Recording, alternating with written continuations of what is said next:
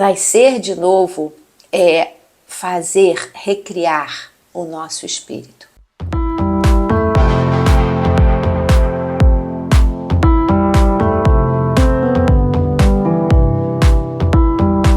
Eita, bom dia! Bom dia, bom dia! Um lindo sábado, um lindo dia de 23 de março de 2024. Abençoadíssimo pelo Senhor na tua vida. Que seja um dia repleto de bênçãos, de força, de alegria. A palavra de Deus diz que a alegria do Senhor é a nossa força. Porque Deus é um Deus misericordioso, de graça, de esperança. É um Deus festeiro, é um Deus de louvor. A própria palavra de Deus diz que Ele habita no meio dos louvores. Deus é um Deus de canto. Deus é um Deus que acredita no dia de amanhã. E Ele faz com que nós acreditemos também no dia de amanhã. Quando a cada milagre da manhã, Ele nos renova em graça, em misericórdia, em esperança, em fé. Ele mesmo diz na palavra dele, em Mateus, ele diz, para cada dia já basta, filho, o seu próprio mal. As coisas que a vida traz, aquilo que o mundo nos oferece, e ele diz, já basta aquilo, sabe? Chega, deixa vir, mas eu estou contigo. Porque ele diz nos Salmos, ele fala, mesmo que eu passe pelo vale da sombra da morte, eu não temerei, porque o Senhor está comigo.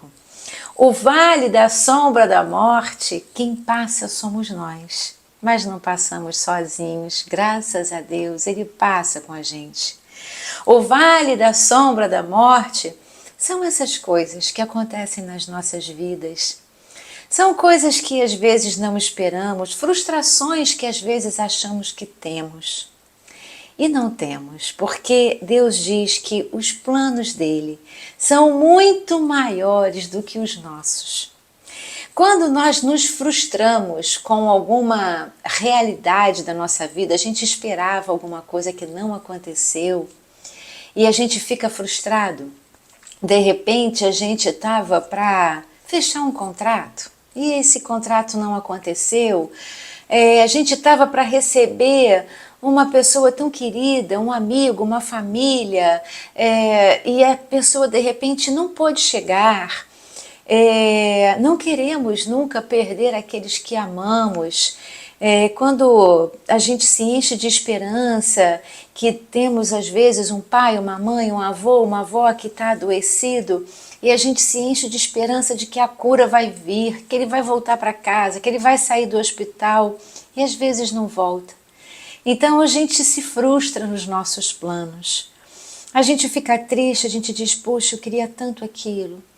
Dei aquilo por tão certo, né? Essa semana, um professor meu, eu ouvi ele dizer que a mãe dele, por diversas vezes, não sei o que ela tinha, ela foi internada. Mas todas as vezes que ela foi internada, ela voltou para casa. Mas um dia ela foi internada e não voltou para casa física, mas voltou para a casa do pai. Então são coisas que às vezes geram na gente frustrações. Só que quando a gente se entristece com as frustrações, a gente esquece uma coisa que Deus nos falou. Em tudo dai graças. E aí, às vezes eu já me perguntei assim, mas Senhor, um negócio tão ruim, eu tenho que dar graças a Ti por isso? Tá bom, sinceramente eu dizia assim, tá bom, o Senhor diz que é para eu dar graça, então eu dou, mas eu não estou entendendo. Por que eu vou dar graça numa coisa dessas? Mas hoje eu entendo perfeitamente. No momento em que algo que me frustra, que me entristece, acontece e eu não dou graças, é como se eu não estivesse confiando na eternidade de Deus. Naquilo que tudo Ele sabe, naquilo que tudo Ele produz, naquilo que tudo Ele cuida.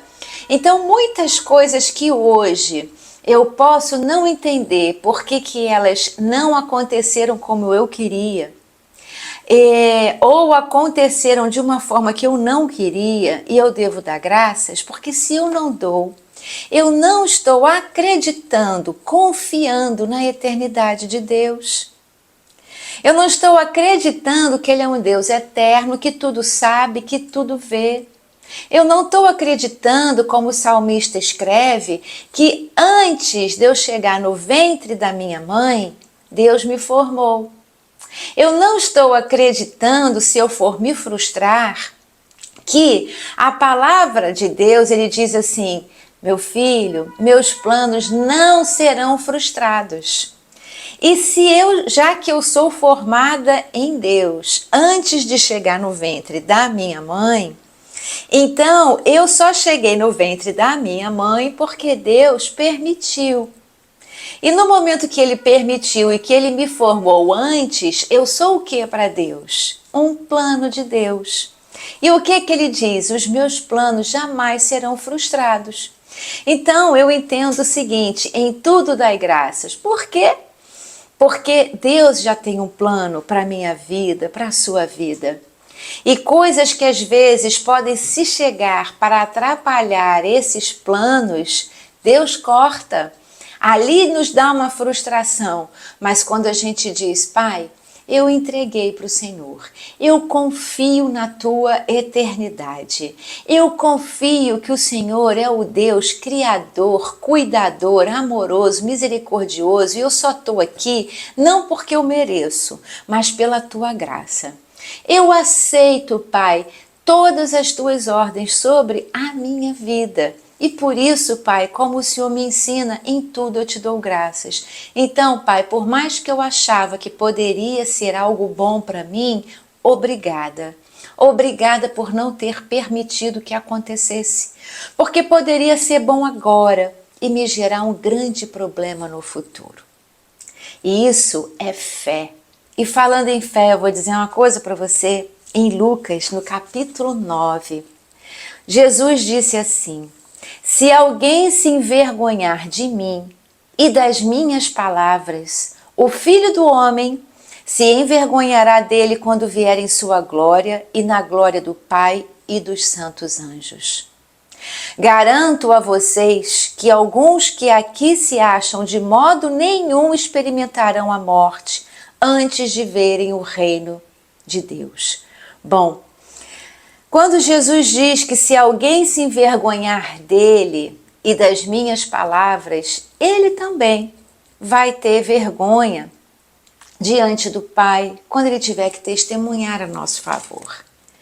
Sabe o que é ter vergonha de Jesus? É ter vergonha de fazer vídeo sobre Jesus, é ter vergonha de compartilhar um vídeo sobre Jesus, é ter vergonha de andar na rua com a palavra de Jesus nas mãos.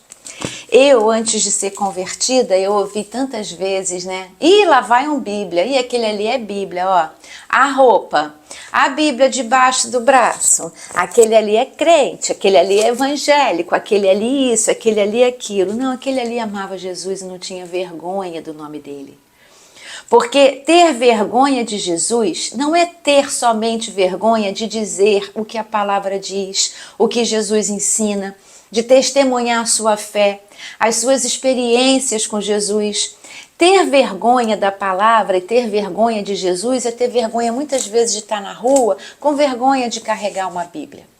Essa minha Bíblia aqui é minha Bíblia de guerra, tá? Isso aqui é porque o material dela agarra coisas às vezes de dentro da bolsa. Isso anda comigo o tempo inteiro. Ela é extremamente escrita, rabiscada. E eu te digo, olha, aqui tem até um bilhetinho que eu disse: caso essa Bíblia se perca, agradeço em me devolver. Tenho muitas anotações e obrigada. Isso aqui é minha Bíblia de estudo, minha Bíblia de guerra, a Bíblia que eu rabisco. Eu tenho outras Bíblias aqui. Estou adquirindo outras Bíblias porque é muito importante. São versões, são traduções, algumas são amplificadas, algumas são comentadas, e isso tudo engrandece o nosso conhecimento, que gera intimidade com a palavra do nosso Pai. Se você quer conhecer o seu Pai, você tem que ouvi-lo. E ouvir a Deus, uma das formas é através da palavra dele. A Bíblia, ela foi escrita pelo próprio Deus. A Bíblia é o único livro que quando você lê, o autor conversa com você. Você pode pegar qualquer outro livro, olha, eu até te indico esse aqui, A Igreja Triunfante. Eu acabei de ler esse livro essa semana. Esse livro é maravilhoso, maravilhoso. Você quer saber como evitar males na sua vida? Você quer entender o que é renovação da mente, como Paulo diz, que nós devemos transformar a nossa mente? Você quer saber como é que o mal pode entrar em você e como é que o mal pode dirigir alguns dias ou momentos da sua vida? Você quer saber o que é opressão, o que é possessão? Você quer saber se um crente, né, se uma pessoa que crê em Deus, que confessou com a própria boca que Jesus Cristo é o seu Senhor e Salvador, se essa pessoa pode ou não ser possuída por algum demônio? Se ela pode ou não ser oprimida por algum demônio, que são coisas diferentes? Este livro é excelente, A Igreja Triunfante. Ele vai fazer de você ser uma igreja triunfante. Você é a igreja de Jesus. Você é a igreja, você é a noiva de Cristo. Então, muitas vezes, nos envergonhar da palavra de Deus, nos envergonhar de Jesus, como ele disse em Lucas 9, né? Aquele que não me confessar, eu também não confessarei no Pai. Aquele que se envergonhar de mim, eu também terei vergonha dele diante do Pai. Não é um ato de vingança, é um ato de reconhecimento. É tipo, você não me aceitou, você não me reconheceu. E salvo é aquele que reconhece, confessa pela própria boca que Jesus é o nosso Senhor e o nosso Salvador. Eu declaro, todos os dias eu digo, Senhor, Jesus, Cristinho, você é o meu Senhor e você é o meu Salvador. Né? Em Tiago diz que quanto mais a gente se achega para Deus, mais Deus se achega para pertinho da gente. Quanto mais a gente chama por Ele, mais Ele vem. Então, faça as suas orações, não aquelas orações repetidas, né? Um dos discípulos perguntou ao Senhor, e se eu não me engano está também no livro de Lucas, Senhor, quando orarmos, como devemos orar? E aí Jesus ensinou o Pai Nosso. Jesus ensinou o Pai Nosso para aqueles que ainda tinham dúvidas de como orar. Mas depois disso, né? Ore o Pai Nosso, sim, uma coisa linda, uma oração linda, ensinada pelo próprio Jesus, pelo próprio Filho, pelo próprio Deus. Mas isso é quando você, principalmente também, não se detenha apenas nessa oração. Porque a palavra de Deus também diz que ela quer uma oração sincera.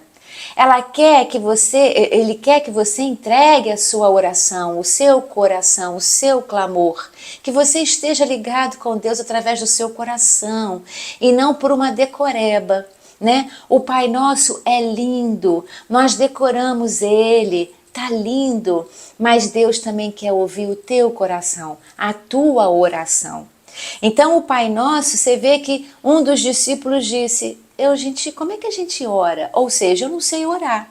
Bom, então enquanto você não sabe orar, ora isso. Pai nosso que estás nos céus, santificado seja o vosso nome. Venha a nós o vosso reino, seja feita a vossa vontade, assim na terra como no céu. Né? E daí vai. E essa é uma oração linda. Deve ser feita? Sim, eu mesmo a faço. Mas além de Jesus ter te ensinado a orar, Ele também ensina que você entregue o seu coração. Que você abra o seu coração em oração a Deus.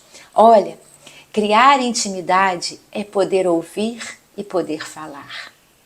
Criar intimidade é quando falamos ter alguém para nos ouvir.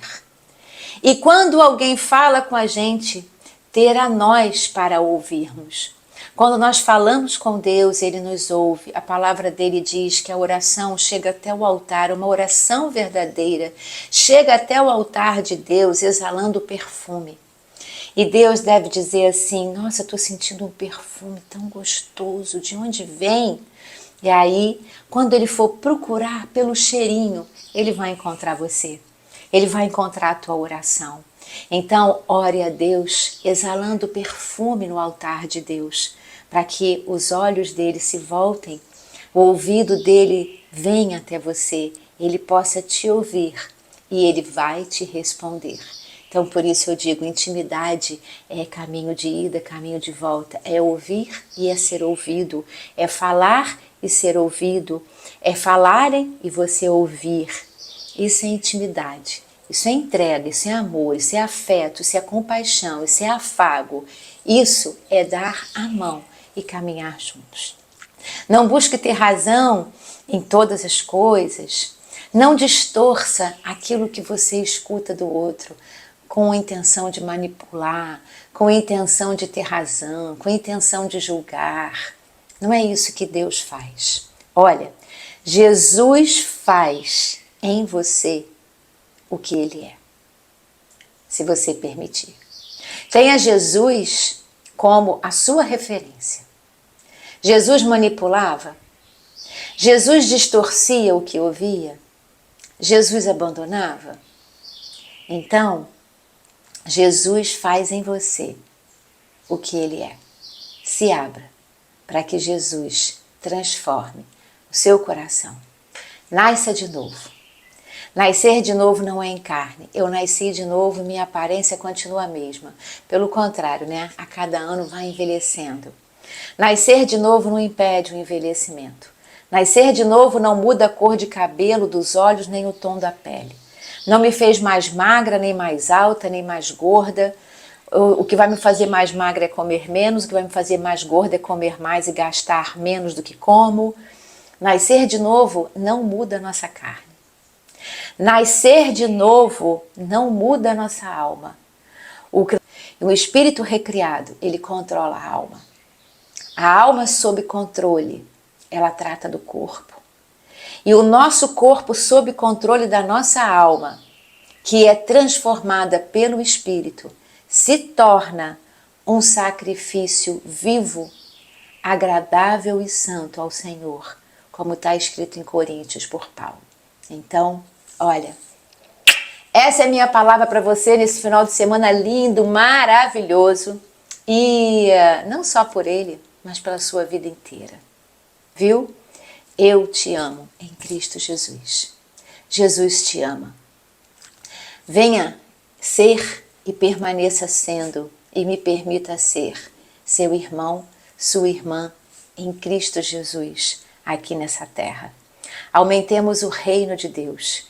Evangelizemos e levemos a palavra e esse amor ágape, esse amor incondicional que Deus tem por cada um de nós. Sejamos nós hoje a alegria do coração de Deus. Que Ele esteja aqui agora, vendo a gente conversar nesse vídeo. Conversa não, né? Que só eu falo, não te escuto, mas você pode escrever. Você pode compartilhar. Você pode curtir. Você pode levar esse vídeo a mais pessoas. E cada toque de curtida, cada toque de envio, de compartilhamento, que Deus nos olhe. Que essa oração e esse bate-papo esteja perfumando o altar do Senhor. E que Ele encha a tua vida e a minha da graça e da misericórdia dEle. Que tenhamos esperança sem fim através do amor de Deus. Então, esse é o meu convite para você. Ore, exale o perfume da tua oração até que chegue no altar de Deus e Ele, pelo cheirinho, vai te encontrar. Jesus, Ele faz em nós aquilo que Ele é. Um beijo para você, fica com Deus.